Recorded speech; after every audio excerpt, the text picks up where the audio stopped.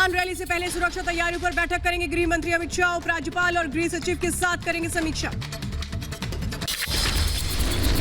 Tractor parade पर नरेंद्र सिंह तोमर ने कहा 26 जनवरी के अलावा कोई और दिन चुना जा सकता था। शांतिपूर्ण विरोध की चिंता किसानों और पुलिस दोनों की।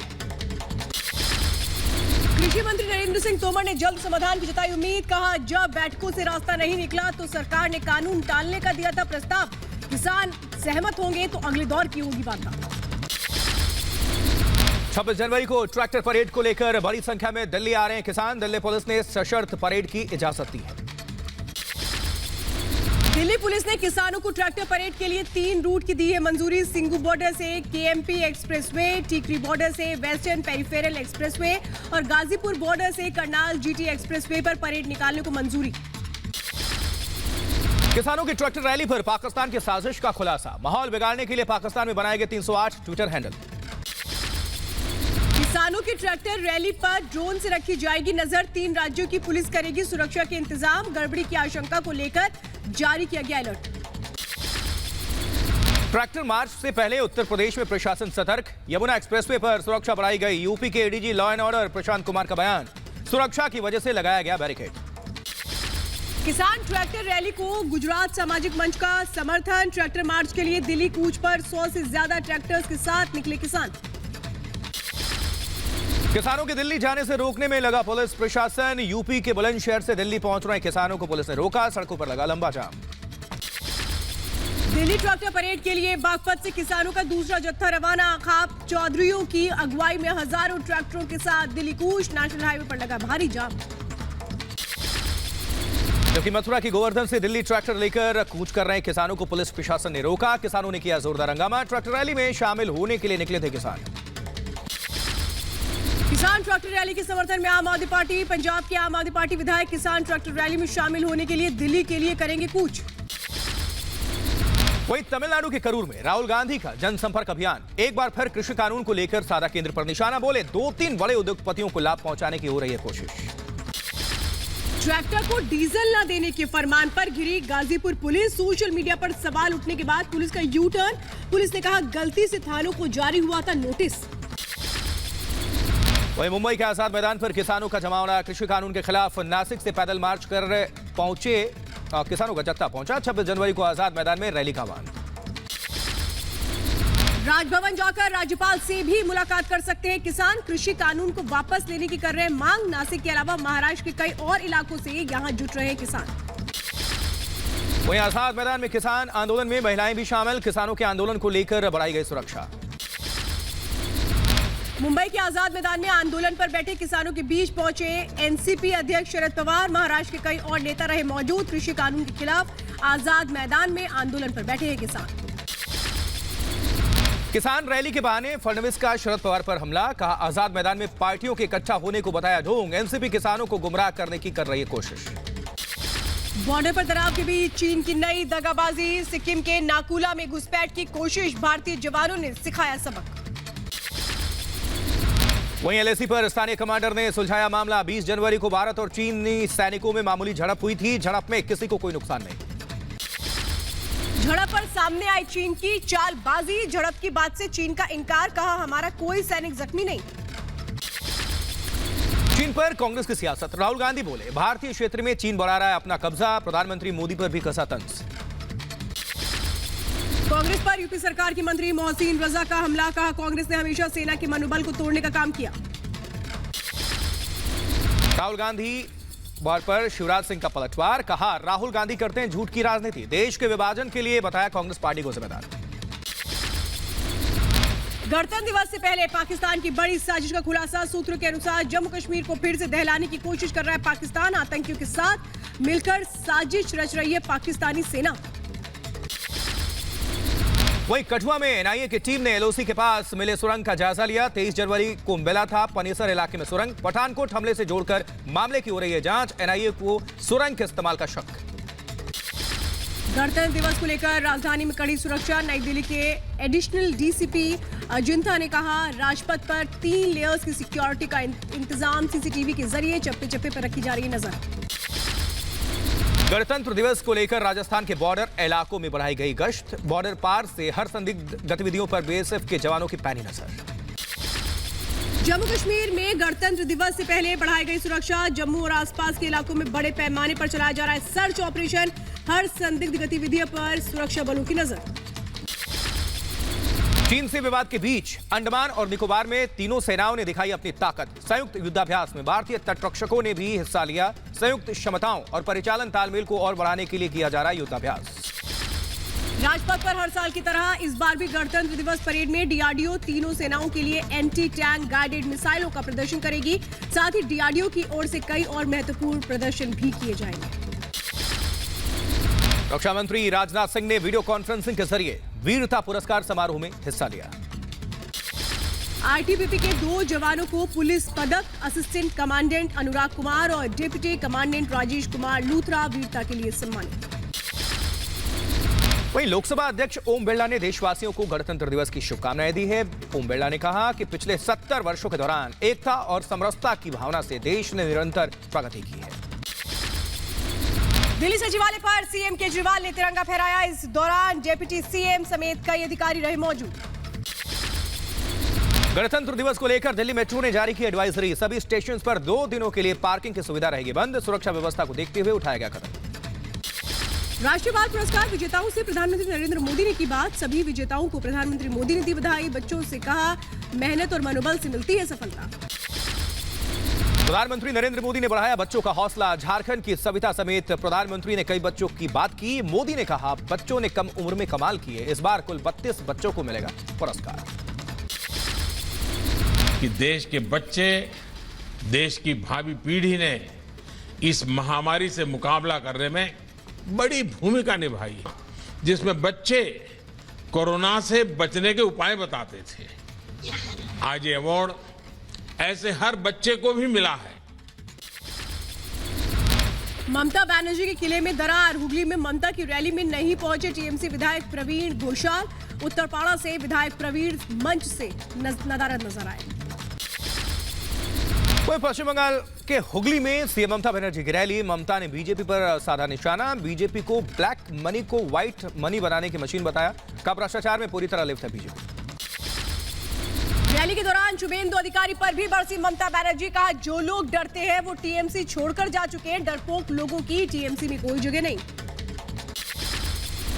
ममता बनर्जी पर वैशाली डालमिया ने साधा निशाना। कहा, वरिष्ठ नेताओं के टीएमसी छोड़कर जाने से बौखला चुकी है ममता बनर्जी। भगवान के नाम पर नहीं होना चाहिए खिलवाड़।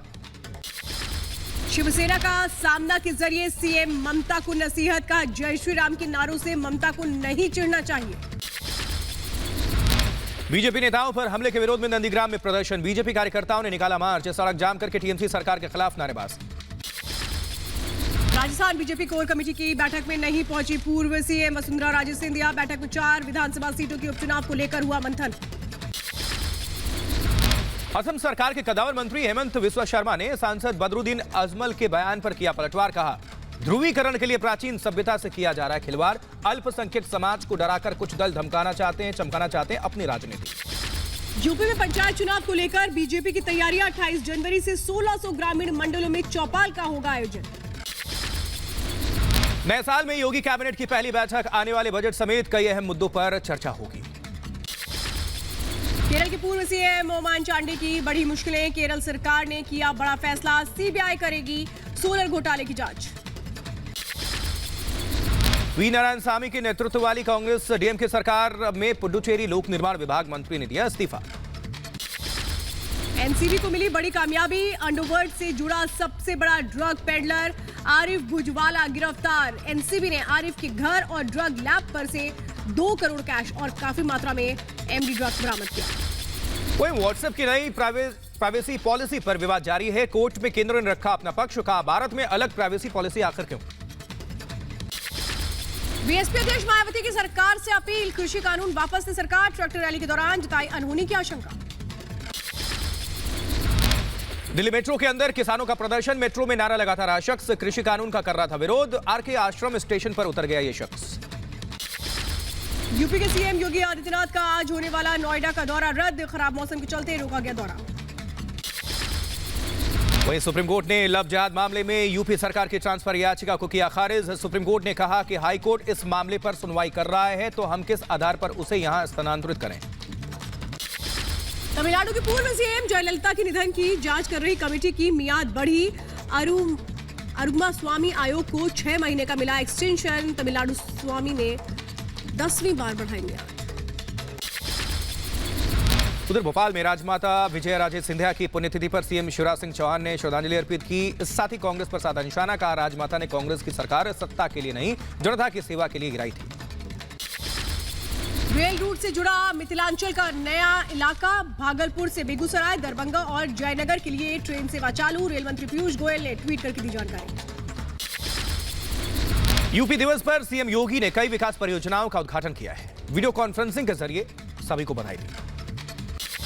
नोएडा में यूपी स्थापना दिवस की धूम। कई कार्यक्रमों का आयोजन हुआ। स्थापना दिवस के मौके पर 3 दिनों तक चलेगा आयोजन। कई अलग अलग कार्यक्रमों के जरिए बच्चों और युवाओं को किया गया सम्मानित। 11वें मतदाता दिवस पर आयोजित कार्यक्रम को राष्ट्रपति रामनाथ कोविंद ने संबोधित किया। बोले, लोकतंत्र की जनता की इच्छा ही सर्वोपरि है। लोकतंत्र में कोरोना काल में भी कई राज्यों में सुरक्षित चुनाव कराना बहुत बड़ी उपलब्धि। नेशनल वोटर डे के मौके पर होने वाले कार्यक्रम में शामिल हुए बीजेपी नेता रविशंकर प्रसाद। नए मतदाताओं को डिजिटल एपिक कार्ड दिया। वहीं लखनऊ में सीएम योगी आदित्यनाथ से मिले गायक सोनू निगम। राम मंदिर के लिए दिया आर्थिक योगदान। मंदिर निर्माण में ईंट रोकने की जताई इच्छा। तांडव विवाद पर करनी सेना का ऐलान। अपमान करने वालों की जीभ काटने वाले को मिलेगा 1 करोड़ रुपए का इनाम। यूपी के हाथरस में रहने वाले गौरव ने बढ़ाया हाथरस का गौरव। प्रधानमंत्री मोदी के साथ गणतंत्र दिवस परेड में शामिल होने का मिला मौका। 10वीं में सीबीएसई बोर्ड से किया था टॉप। केरल में कस्टम विभाग को बड़ी कामयाबी मिली है। लगभग 1 करोड़ 28 लाख की विदेशी मुद्रा जब्त की गई है। नोट एक्सचेंज करने वाली कंपनी के पास नहीं मिला कोई भी दस्तावेज। वहीं कर्नाटक में पुलिस को बड़ी कामयाबी। एक गाड़ी से 4 किलो सोना जब्त। जांच कर रही है पुलिस। बिहार के लखीसराय में किऊल रेलवे स्टेशन पर बाल बची जान। ट्रेन और ट्रैक्टर के बीच आने से बचा युवक। जबकि यूपी के सीतापुर में पुलिस वाले के गुस्से का वीडियो सामने आया। गिरफ्त से भाग रहे आरोपी को दौड़ाकर पकड़ा, फिर लाठी डंडों से पिटाई। रायबरेली में चेकिंग के दौरान दरोगा ने बाइक सवार युवक पर सड़क में उसकी पिटाई कर दी, जिसके चलते सामने से आ रहे ट्रक से कुचला युवक। उधर मथुरा में एसडीएम की गाड़ी गड्ढे में जा गिरी। हादसे में एसडीएम के ड्राइवर को मामूली चोट आई। रेस्क्यू करके बाहर निकाला गया। सीतापुर में दबंगों की दादागिरी। मवेशी चराने को लेकर पूरे परिवार को लाठी डंडों से पीटा। क्योंकि मेरठ में नकली शराब बनाने वाले फैक्ट्री का खुलासा। 7 लोग गिरफ्तार। अमेठी में पूर्व प्रधान की गोली मारकर हत्या। जबकि बुलंदशहर में महिला दरोगा ने की आत्महत्या। परिजनों ने पीटीआई पर लगाया रेप का आरोप। अलीगढ़ में ड्रग तस्करी के आरोपी की मौत। पुलिस की दबिश के बाद आया दिल का दौरा। उत्तर प्रदेश के ललितपुर में अपराधियों के हौसले बुलंद। दुकान का ताला तोड़कर लूटपाट की घटना सीसीटीवी में कैद। जयपुर में एक अस्पताल में भर्ती बंदी ने की संदिग्ध परिस्थितियों में मौत।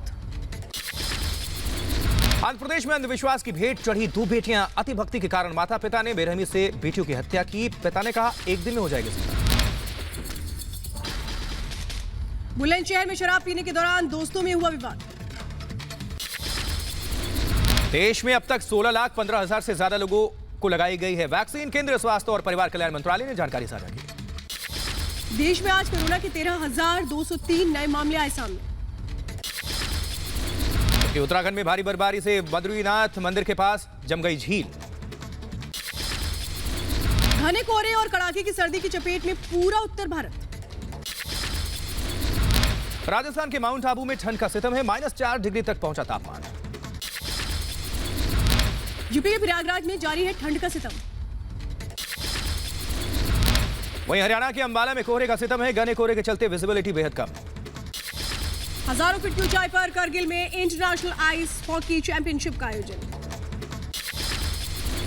जम्मू के बकवाल में जरूरतमंद लोगों के लिए बीएसएफ की तरफ से कैंप का आयोजन किया गया।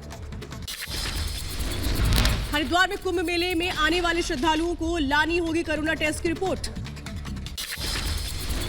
इजराइल ने यूएई की राजधानी अबू धाबी में खोला अपना दूतावास। हाल ही में यूएई और इजराइल संबंधों को सामान्य करने के लिए हुए थे सहमत। नेपाल प्रचंड धड़े ने प्रधानमंत्री केपी शर्मा ओली को पार्टी से निकाला। स्पष्टीकरण नहीं देने पर की कार्रवाई। दुनिया में 9 करोड़ 97 लाख के पार कोरोना संक्रमितों की संख्या हो चुकी है। कोरोना के चलते अब तक दुनिया भर में 21 लाख से ज्यादा मौतें हो चुकी हैं।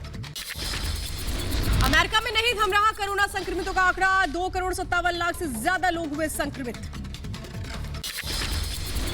ऑस्ट्रेलिया में कोरोना वायरस के पहले टीके को मंजूरी मिल चुकी है। अक्टूबर तक टीकाकरण पूरा करने का लक्ष्य है।